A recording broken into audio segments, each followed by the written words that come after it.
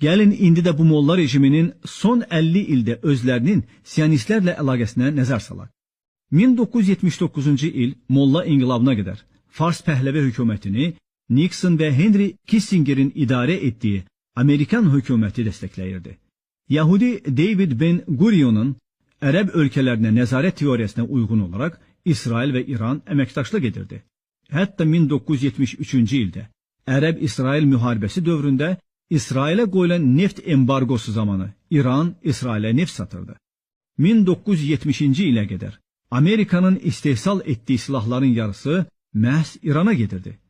İranın mərkəzi kəşfiyyat idarəsi olan Savakı da məhz Mossad idarə edirdi. Lakin birdən-birə sanki hər şey dəyişdi. İnqilab oldu və güya Amerikaya düşmən olan məzhəbçi molla dövləti quruldu.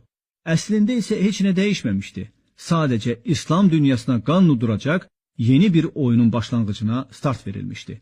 Sovet hökuməti Amerika tərəfdaşı olan Pəhləvi rejimini devirmək üçün mollalara dəstək verirdi. Xamneyi də həmin dövrdə Sovet kommunizmini dəstəkləyən bir kommunist idi. Bunu görən CIA və Mossad mollalarla işbirliyinə başlayır. Robert Dreyfus, Hostage to Xameyni kitabında Xameynini 1963-cü ildən etibarən İran Freemasonları ilə birgə olduğunu və İngilis agentlərdən aylıq maaş aldığını bildirməkdədir.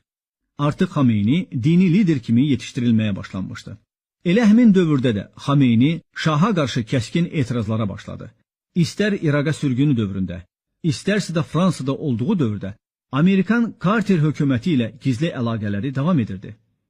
1978-ci ildə Zbigniew Brzezinski, George Ball kimi Bilderberg masonik təşkilat üzvləri Amerikanın İranla bağlı siyasətinə rəhbərlik etməyə başlayırlar və George Ball Amerika hökumətindən Xameyniyə dəstək verməyi tələb edir.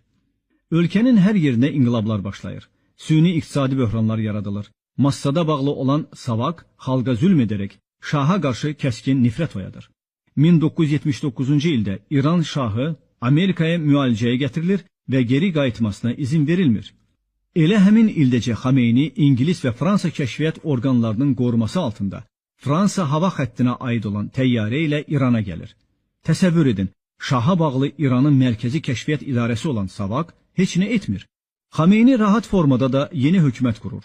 Qurduqları hökumət ilə qıldıqları ilk cümə namazında da Xameyninin yanında qərb casusları və yahudilər sanki namaz qılırlarmış kimi ona dəstək verirlər.